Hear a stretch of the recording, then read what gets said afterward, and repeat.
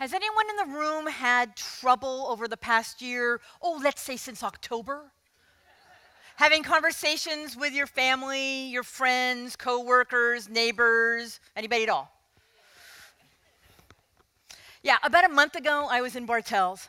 It was a Sunday afternoon. There was only one cashier, so the line was a little lengthy. And someone, about 3 people ahead of me, bought a poster board and 1 marker. She then proceeded to use an empty tabletop to decorate her poster board with words.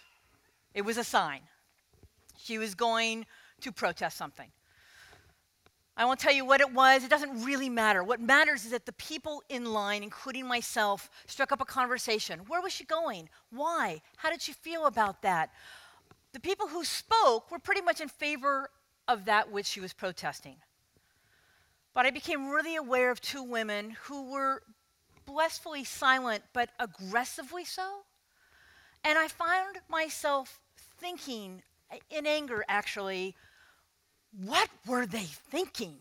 How could they not support this woman? Lately, I found that many of my conversations at said line, bus stop, at work, at home with the family, are around decisions. Decisions and opinions, which have taken on a life-threatening value. And these are difficult conversations, made more difficult by the fact that there's such a divide right now. And I think we are getting to a situation where there are a lot of thems and a lot of us's. But it looks like this: them, us, those people, us. And we got to stop. We have to stop. I truly believe that if we cannot find a way to talk to people who have a different worldview than our own, that we are doomed to darkness. The hardest thing we need to do right now is to try to find empathy and compassion and insight, which hopefully will lead to understanding for those with whom we disagree, perhaps violently. But how? It's hard. It's hard to do. I don't know why anybody would want to do it. I don't want to do it. I think we have to do it. But how do we do that? And whenever I have a question like that, whenever I have a task to accomplish, a student to mentor, a candidate to vote for, I always ask myself one thing. What would an actor do? Really, what would an actor do? What tools does every actor possess that would help me accomplish the same task? Because actors, in their everyday lives as actors, have to become someone else. They take on a character. And they do that by answering a set of questions. They answer the question, what does my character want? What is my character's objective? What are my character's tactics? And what are their obstacles? What are in their way? And I believe that the answers to those questions and how you arrive at those answers is at the core of my passionate belief that if we all can learn a little bit about the art and craft of acting, we will be better partners, parents, activists, colleagues, citizens, people. Because that will allow us to talk to people who are not like us. William Shakespeare, no surprise, said it very well, and I will paraphrase, "The purpose of the play, then and now, is to hold a mirror up to nature. A mirror up to society, a mirror up to culture. We need to be those mirrors for each other. Actors have been vilified and revered, celebrated and laughed at for exactly the same thing, for holding that mirror up to us, to show us who we are, and we don't always like that, and who we can be. So, I'm going to invite you all for the next few moments to become acting students. Welcome to the theater. I would like everybody to close their eyes for just a moment. You need to figure out what character you're going to portray in order to have these lessons. I want you to think about someone with whom you disagree.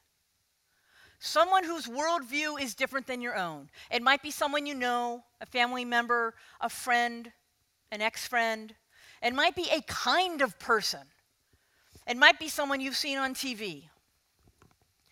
But give them a name if they don't already have one. Think about who they are for just a moment. That's who you are going to portray. Now you can open your eyes, take a deep breath, in through your nose, out through your mouth. We do that every once in a while. And you are going to now become that character. What does your character want? How is your character going to get it? And what is in your character's way? And now take a step back and substitute character, put in the word I. And that's your first step as an actor. What do I want? How am I going to get it? What is in my way? But how do you answer those questions? You answer them by examining the character's wants and needs, empathizing with their hopes and desires, and embracing what they find important. And that is not easy. So think for a moment about your character. Think about the things that they want. May feel very different than the things you want. And maybe you can do that, but maybe you're also now wondering, well, how the heck do I do that? Here's the last step, working backwards.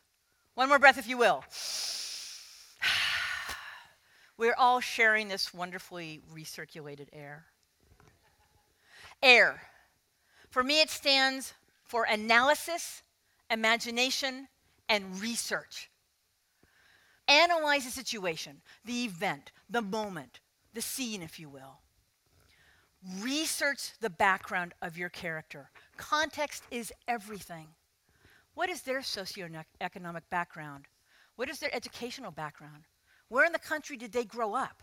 In what country did they grow up? Where did their parents grow up? Where did their grandparents grow up, and how? You want to find out as much as you can in order to figure out why someone thinks the way they do. You have to look into their background, their context. And then you put in the word I in the middle, as it should be. You use your imagination to put yourself in their place. Again, this is not easy, and it's often not comfortable. I'm asking you to think about finding compassion and empathy for someone or a type of someone that you would go to the mat arguing with. So think for a moment of your character. Oh, think about how they stand. What shoes they're in. We talk a lot about walking in another's shoes in order to understand who they are and how they think. Actors do not do this figuratively or metaphorically. They actually are given shoes and they literally walk in them. And walking in shoes other than your own can really make you sit differently, stand differently, walk differently. You're going to walk in this person's shoes. So you are now well on your way to creating this character. This person who is other than yourself, this them, and you're making this them and us. You've examined their wants and needs, their hopes, their desires. You've figured out where they come from, or at least you've tried. And you've asked yourself in their place, what do I want? How am I going to get it? And what's in my way? On stage, actors use all these tools to create meaningful characters who you believe from the audience. Off stage, I believe we can use these tools to be able to understand one another in order to talk to them, in order to sit down and make it through a conversation without anybody leaving the table. And I truly believe that if we can do this, and it's hard, and it takes a really long time. As a matter of fact, it probably takes the rest of your life and theirs. If we can do this, then I think we can move toward the inclusive, loving world that I believe all of us want. Thank you very much.